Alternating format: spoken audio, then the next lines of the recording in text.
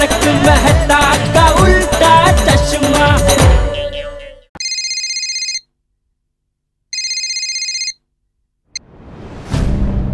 Hello, आप कौन? Hello, मैं अंतर्राष्ट्रीय अखबार तूफान एक्सप्रेस का वरिष्ठ युवा पत्रकार पोपटलाल हूँ। बताइए क्या बात थी? मैंने आपको ये बताने के लिए फोन किया है कि आज आपकी एक्स वाइफ प्रतीक्षा जी का दोबारा रिश्ता होने वाला है। एक मिनट, आप ये सब मुझे क्यों बता रहे हैं? और मैं आपको बता दूं कि मेरा और प्रतीक्षा का डिवोर्स हो चुका है। मुझे पता है, लेकिन मुझे लगा कि आपको ये बात बताना जरूरी है। पहले तो आप मुझे ये बताइए कि आप है कौन? मैं वही लड़का हूँ जिसके साथ प्रतीक्षा का रिश्ता होने वाला है। तो फिर आपने मुझे क्यों फोन किया? मैंने आपको ये बताने के लिए फोन किया है कि भले आप दोनों का डिवोर्स हो चुका है, लेकिन अभी भी प्रतीक्षा जी आपको भूल नहीं पाई है। उसे कहो मुझे भूल जाए। कैसी बात कर रहे हैं परेश जी? इतना ईगो? ईगो की बात नहीं है पोपटलाल जी। अगर उसके मन में मेरे लिए प्यार था तो घर छोड़ के क्यों गई और मुझे डिवोर्स भी दिया? एक मिनट, माना कि वो घर छोड़कर चली गई, लेकिन आप भी तो फिर उसे कभी मनाने नहीं गए, ना ही कभी आपने उसका फोन उठाया। आप सिर्फ इतना बताइए कि आज भी आप प्रतीक्षा से प्यार करते हैं? देखिए पोपटलाल जी, अब आपका रिश्ता प्रतीक्षा के साथ होने वाला है, तो ये सब मुझसे क्यों पूछ रहे हैं? इसलिए पूछ रहा हूँ क्योंकि शायद आज भी प्रतीक्षा को आपकी प्रतीक्षा है। पर अब क्या? अब तो मेरा डिवोर्स हो गया। परेश जी, अभी भी देर नहीं हुई है। मैं आज शाम को 4:20 पर प्रतीक्षा के घर जाने वाला हूँ शगुन लेकर। अगर आज भी आप प्रतीक्षा से प्यार करते हैं तो शगुन की विधि शुरू होने से पहले आप उसके घर आ जाना। अरे लेकिन मैं तो इस वक्त बैंगलोर में हूँ। वो सब मैं नहीं जानता। आपके पास 4 घंटे हैं। शगुन की विधि शुरू होने से पहले अगर आप प्रतीक्षा के घर नहीं आए तो मैं प्रतीक्षा से रिश्ता पक्का कर लूं। डिवोर्स के बाद मैं मुंबई से बैंगलोर शिफ्ट हो गया था। जब पोपटलाल जी का कॉल आया तो उन्होंने जिस तरह बात करी, मुझे लगा वो हमारे बारे में कुछ अच्छा ही चाहते हैं। इसलिए मैं सब छोड़कर बैंगलोर से फ्लाइट करके यहाँ आ गया। पोपटलाल, जब तुमको ये प्रतीक्षा जी और ये परेश जी का पहले से पता था तो फिर हम सबको शगुन के साथ यहाँ क्यों लेकर आए? जेठालाल, क्योंकि प्रतीक्षा ने मुझे साफ साफ कुछ नहीं बताया था। मैंने परेश को कहा था कि उसके पास सिर्फ 4 घंटे हैं, लेकिन सच तो यह था कि मेरे पास भी सिर्फ 4 घंटे थे। मुझे नहीं पता था कि यहां आकर क्या होने वाला है। शगुन मेरी तरफ से दिया जाएगा या परेश की तरफ से।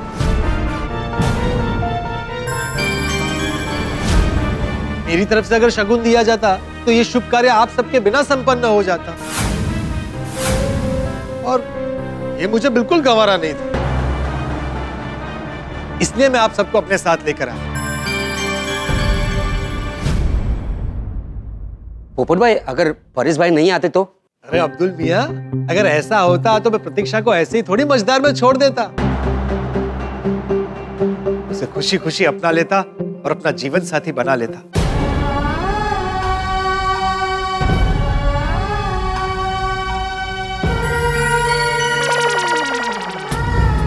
पोपटलाल जी, मेरी बात सुनिए। मैं जितना इन दोनों को जानता हूं, इनका आपस में कोई मेल नहीं है।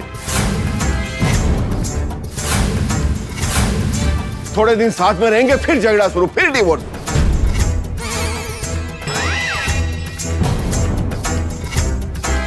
नहीं पापा, अब ऐसा नहीं होगा। मैं प्रतीक्षा का साथ कभी नहीं छोड़ूंगा।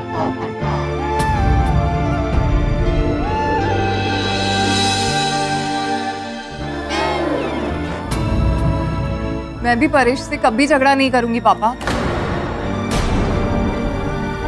इस लंबी जुदाई ने हमें एक दूसरे की अहमियत समझा दी।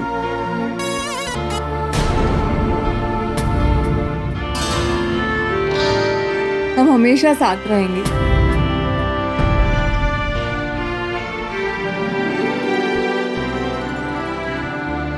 अरे तो अभी पोपटलाल, लेकिन डिवोर्स हुआ ही क्यों था?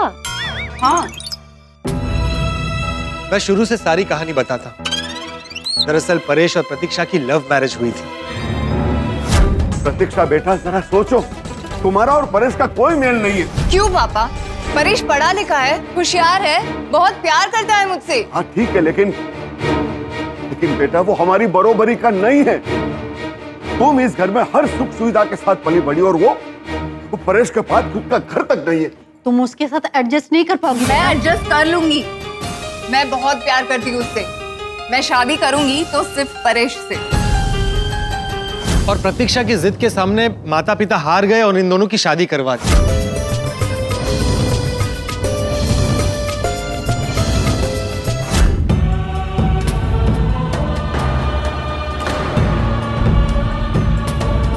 शादी के बाद इनके हनीमून के लिए पवन सिंह जी ने यूरोप ट्रिप बुक की थी,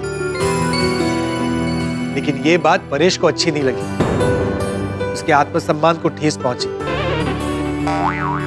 वो गए हनीमून के लिए। वापस आने के बाद थोड़े दिन तक सब ठीक चला, लेकिन फिर धीरे धीरे तकरारें शुरू हो गई। और एक दिन अरे प्रतीक्षा कहाँ लेके जा रही हो? प्रतीक्षा ये क्या है? नई कार पापा ने हमें गिफ्ट की है।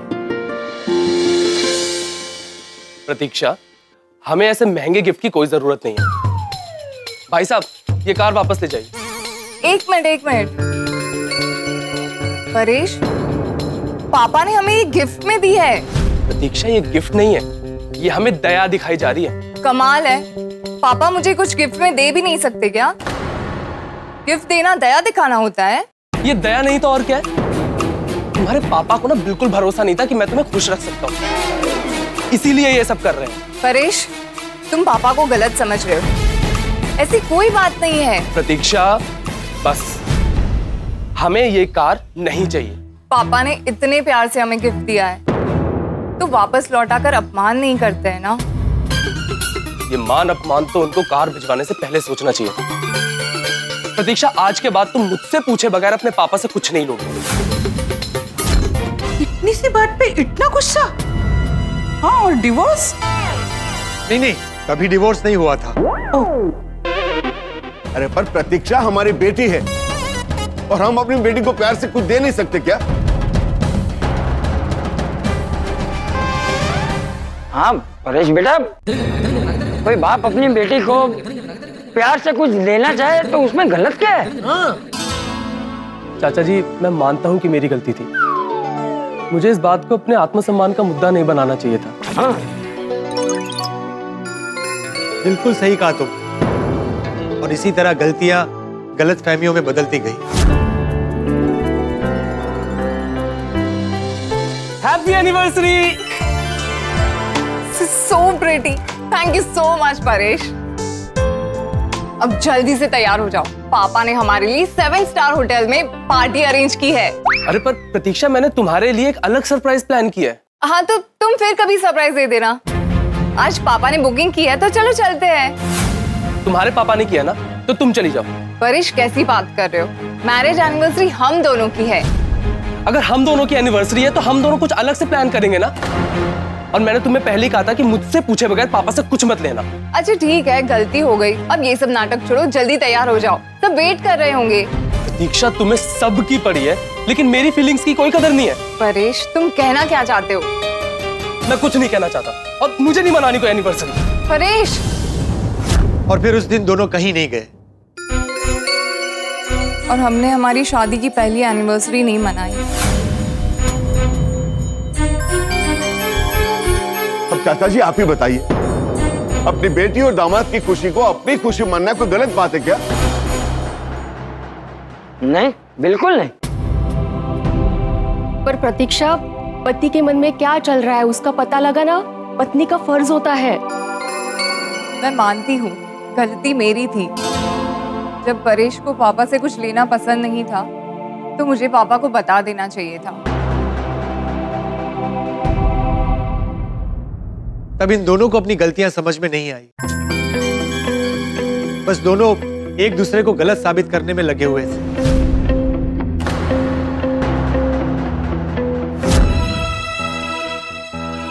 क्या हुआ परेश? मुझे अर्जेंटली फोन करके क्यों बुलाया? तुम कहाँ गई थी? मम्मी पापा के पास। आज उनकी मैरिज एनिवर्सरी है। प्रतीक्षा, मैंने तुम्हें बताया था कि मुझे घर आने में देर हो जाएगी। मैं घर पर नहीं था और तुम माँ को अकेला छोड़ के चली गई। तुम्हें पता है माँ गिर गई थी। पर मैं तो माँ को पूछ कर गई थी। मुझे कुछ नहीं पता। मेरी गैर हाजिरी में तुम्हें घर पर होना चाहिए था। परेश कैसी बात कर रहे हो? आज मम्मी पापा की मैरिज एनिवर्सरी थी। मैं जब गई थी तब माँ बिल्कुल ठीक थी। अरे पर मैंने तुम्हें कहा था ना कि तुम्हें घर पे रहना है। Okay sorry. अब सॉरी का क्या मतलब? प्रतीक्षा तुम बहुत गैर जिम्मेदार हो। एक्चुअली गलती किसी की भी नहीं थी, बट सिचुएशन की थी। नहीं सॉरी बबीता जी, इसमें शिशु से परिस्थिति का कोई वाकई नहीं है। इसमें समझण का अभाव है।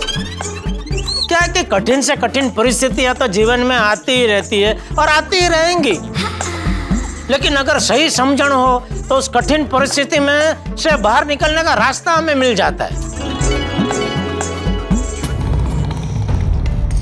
कुछ गलत कर रहा हूँ बाबूजी? नहीं, अरे इसीलिए तो हमारे गोकुलधाम वासियों का जीवन मंत्र है ना, प्रॉब्लम्स तो है सबके साथ, सिर्फ नजरिए की है बात। नजरिए की है बात। अब ये बात ये दोनों समझ नहीं पाए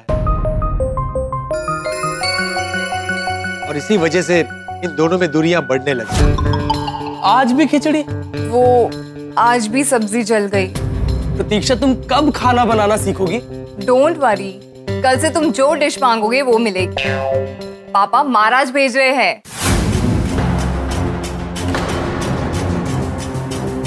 पापा को मना कर दो, मैं रोज खिचड़ी खा लूंगा। कभी खाने को लेकर झगड़ा, कभी खर्चे को लेकर झगड़ा। प्रतीक्षा क्या हुआ परेश? मैंने तुम्हें कितनी बार बोला है कि खर्चे थोड़े कम करो कम करो। इतना महंगा ओवन लेने की क्या जरूरत थी? ये अच्छी क्वालिटी का है परेश।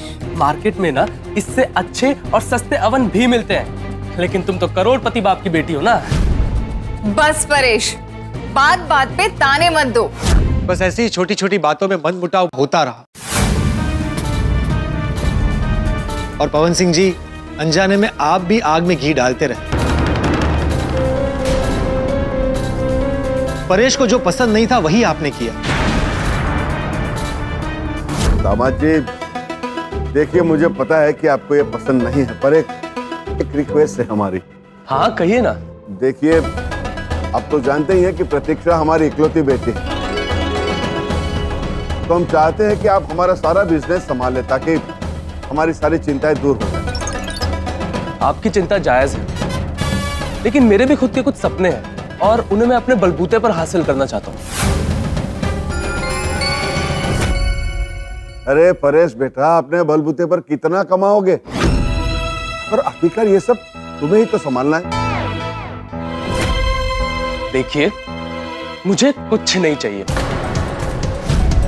और वक्त ही बताएगा कि मैं अपने बलबूते पर क्या हासिल कर सकता हूं। नमस्ते। अरे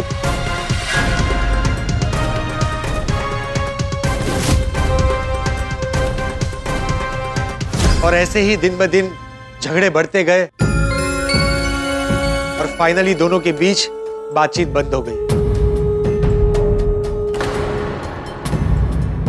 लेकिन जब पति पत्नी और परिवार वालों के बीच बातचीत बंद हो, संवाद ना हो, तो ये कमियां दूरियों को और बढ़ा देती है।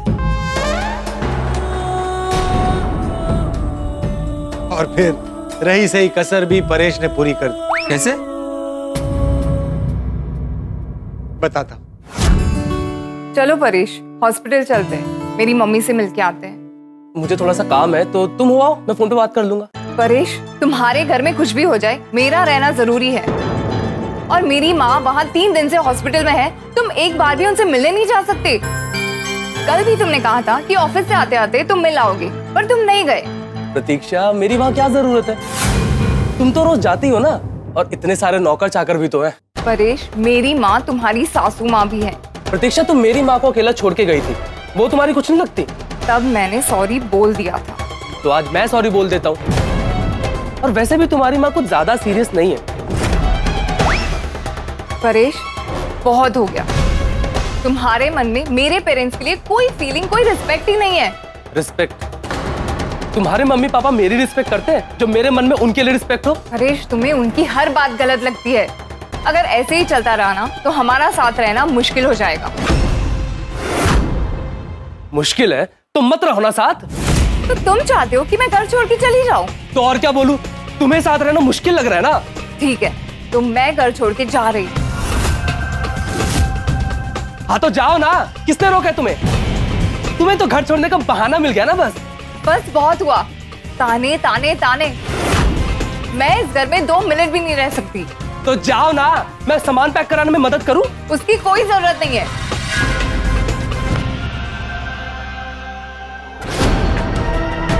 मैं कभी वापस नहीं आऊंगी। तो जाओ ना, और अपने सारे गहने भी लेके जाना, ठीक है? यही बोलने आया था। हाँ हाँ, मैं सब ले जाऊंगी।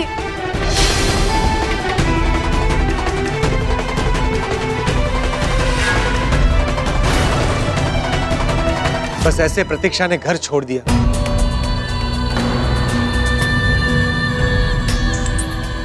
प्रतीक्षा को लगा कि परेश उसे लेने आएगा। परेश ये सोच रहा था कि प्रतीक्षा खुद घर छोड़कर गई है, तो जब उसका मन करेगा तब वो लौटकर आ जाएगी। कई दिनों तक परेश उसे लेने नहीं गया। फिर एक दिन गुस्से में प्रतीक्षा ने डिवोर्स की बात की और परेश ने उसे डिवोर्स दे भी दिया।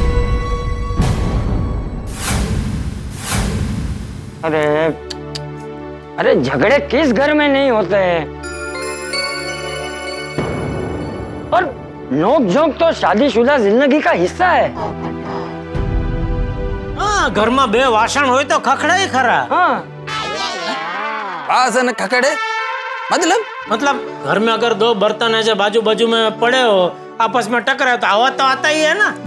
हाँ, इसका मतलब ये थोड़ी है कि एक बर्तन को घर में रख लो और दूसरे बर्तन को घर से बाहर निकाल लो। हाँ, छोटी छोटी बातों में डाइवोर्स है भिड़ा। हाँ, नहीं बरोबर नहीं है। हाँ तो, और पवन सिंह जी, आप सबने इनका डिवोर्स रोकने की कोशिश क्यों नहीं की? देखिए चाचा जी, डिवोर्स का फैसला इन दोनों का ही था।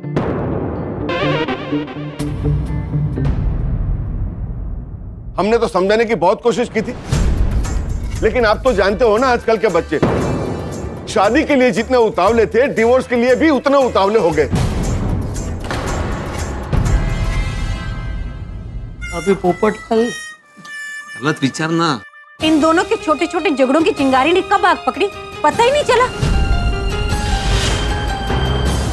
आपकी बात बराबर है, लेकिन मैं बात कहूं, आप अपनी बेटी की खुशी के लिए जो कुछ भी कर रहे थे, वो जाने अनजाने में उसके घर में आपकी दखल अंदाजी हो रही थी।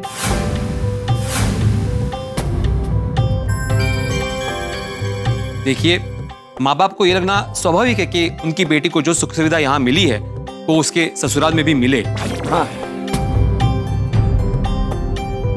लेकिन उसके लिए उसके पति के स्वाभिमान को ठेस पहुंचे, ये ठीक नहीं। हाँ, पर परेश जी, आपको भी थोड़ा समझना चाहिए था। प्रतीक्षा जी एक अलग मॉल से सिर्फ आपके भरोसे आई थी। उसे एडजस्ट करने का थोड़ा वक्त तो आपको देना चाहिए था। और प्रतीक्षा जी, आपको भी इस बात का ध्यान रखना चाहिए था कि परेश जी का सेल्फ रिस्पेक्ट कभी भी हर्ट ना हो। प्रतीक्षा, मुझे माफ कर दो, मैं तुम्हें कभी भुला नहीं पाया था। और ये मेरा मेल ईगो था जो बीच में आ रहा था। मेल ईगो म्हणजे काय? मेल ईगो नहीं, मेल ईगो म्हणजे पुरुषी अहम। मेल मतलब पुरुष, ईगो मतलब अहम। अच्छा, इसी मेल ईगो की वजह से मैं तुमसे लाख चाहने के बाद भी बात नहीं कर पा रहा। गलती मेरी भी थी, मैंने गुस्से में आके तुम्हें डिवोर्स की बात कर दी। प्लीज मुझे माफ कर दो।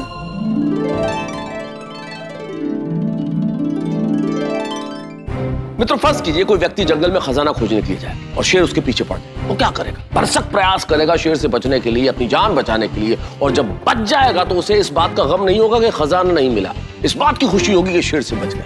तो यही हुआ है हमारे पत्रकार पोपटलाल के साथ। क्या करें, पोपटलाल के साथ ऐसा होता है। लेकिन आप जानते हैं पोपटलाल हमारे ऐसे हैं जो कष्टों की आंच में अपनी जिंदगी की खुशियां किसी तरह पका ही लेते और उनके चेहरे पे मुस्कान आ ही जाती है। आप भी जीवन में कष्टों की चिंता मत कीजिए, बस मुस्कुराते रहिए और आपकी मुस्कुराहट के वाहक हैं हम आपको सदैव मुस्कुराहट बांटेंगे। बस सदैव हमारे साथ बने रहिए और देखते रहिए तारक मेहता का उल्टा चश्मा। देखते रहिए, हंसते रहिए। कल नई हंसी नई मुस्कुराहट के साथ।